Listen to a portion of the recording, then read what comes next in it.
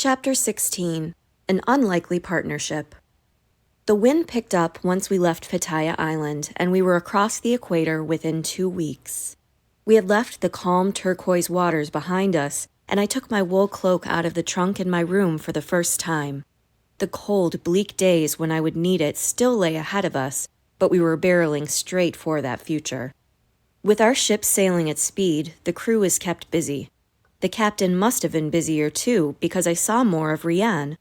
One afternoon, when I had finished taking the readings for Master Payun, I spotted her standing on the forecastle deck, the small deck at the prow of the ship. When she saw me, she waved me over to join her. I looked around as I climbed the steps. I had never come up to the forecastle since the prow bobbed up and down too much for me to take my readings. Wind whipped my face and sails snapped high above me. The Prosperity was sailing at a fine clip now, caught up in the winds of the swift sea. The sunlight skipped off the sparkling water and danced in my eyes. "Over here," called Rian. She stood among stacks of extra sleeping hammocks. They formed 2 thick walls of canvas on either side of the forecastle. I slid in between the stacks with her, and the wind immediately calmed. "There, that's better, isn't it?" asked Rian, her cheeks pink from the breeze. "Isn't this a nice, peaceful spot? Out of the way of the crew. You can look up and see the sky, and there's no wind to whip you to death with your own hair." "It's perfect, miss." She reached over and tapped my notebook. "What's that you're working on?"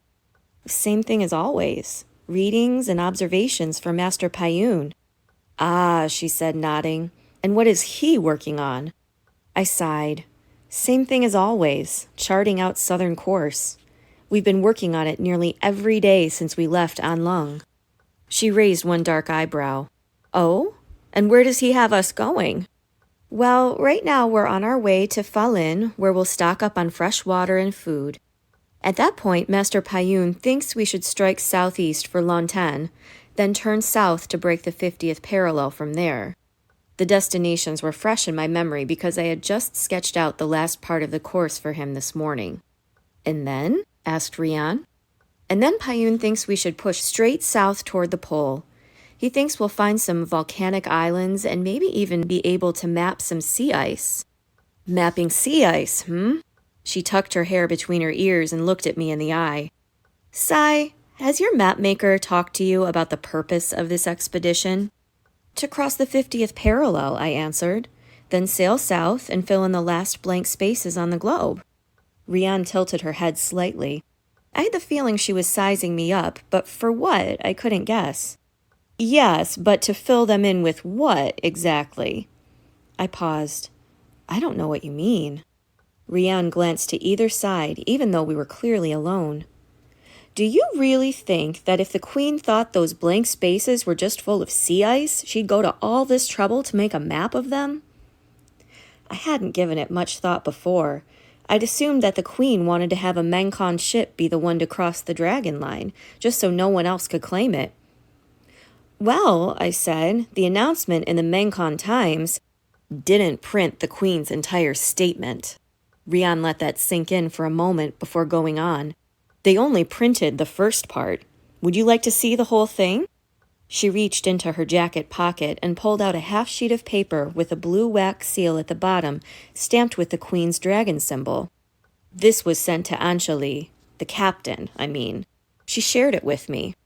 The first of the announcement was exactly what I'd read in the newspaper, about the Queen sending her ships out to north, east, west, and south.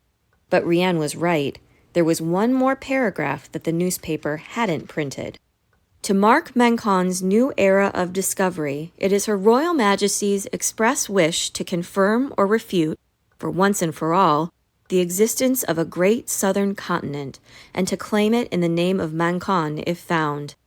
The captain of any Mencon ship returning bearing accurate geographical knowledge of this continent shall be awarded an additional purse of 50,000 leks. The ship's crew shall be rewarded for their act of great bravery." "A southern continent?" I repeated curiously. "You may have heard of it by a different name," said Rian. "The Sunderlands." "The Sunderlands?" I laughed. "That's just a children's story." Rian folded the paper and returned it to her pocket. That sort of reaction is likely why Her Majesty told the newspaper not to print her entire statement. Queens generally hate being laughed at. I'm sorry, I didn't mean to be disrespectful, but you're saying that the Queen is offering a reward for discovering a magical land? An entire continent that no one has ever seen before? You have to admit that it sounds, well, kinda wild. But though Rian kept her smile, she clearly wasn't joking. It is wild. I can't deny that, she said. And that's why it's been kept secret from almost everyone on board. Does Master Payun know? Rian nodded. I bit my lip. Oh, I wonder why he didn't tell me about it. Probably because he thinks it's a bunch of nonsense. At least that's what he told our captain. Rian fluttered her lips. Not that she needed much convincing. Master Payun is a logical type of person, I said. He doesn't believe in myths and legends, at least not that I can tell. Though he did visit a fortune teller, I thought. But every myth is based on reality, isn't it? Rian pressed on. If the great southern continent was just a story, why would our queen send out her best ship and her greatest warrior to find it? There must be some reason to believe it's out there. But Captain Sangra doesn't want to go looking for it? Rian frowned and shook her head. No, and it doesn't help that the legends say that the Sunderlands lie in the middle of the Harbinger Sea.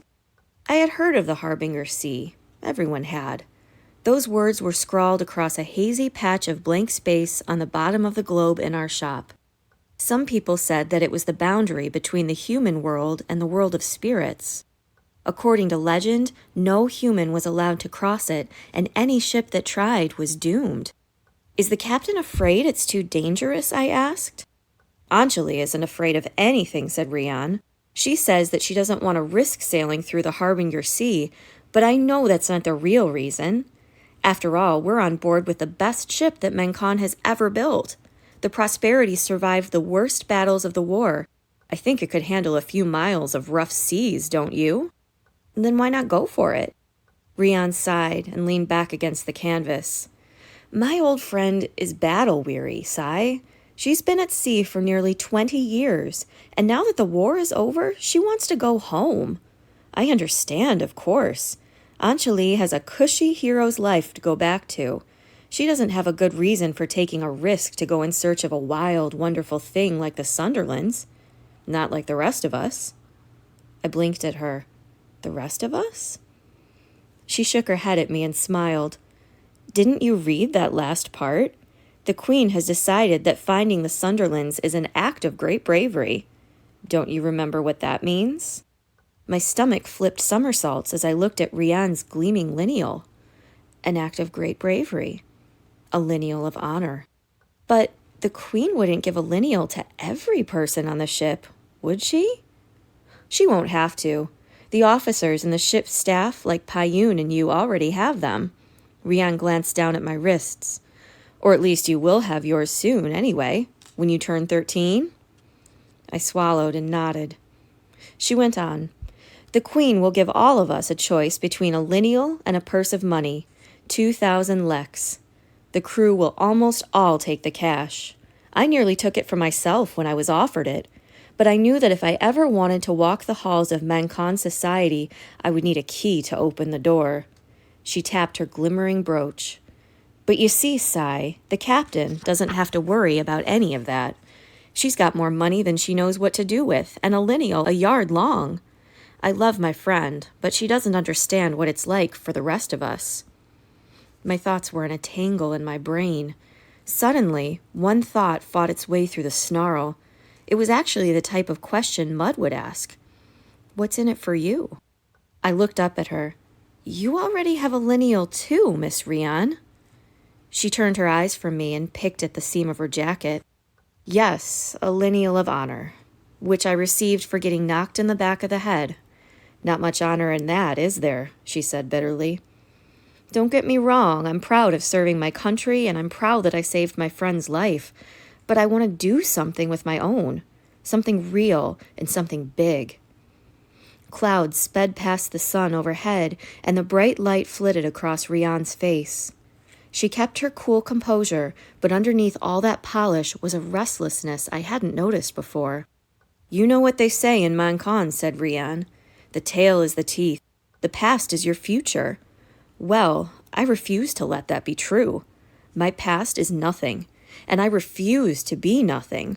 I'm going to make my own future, and I don't care what I have to risk to do it.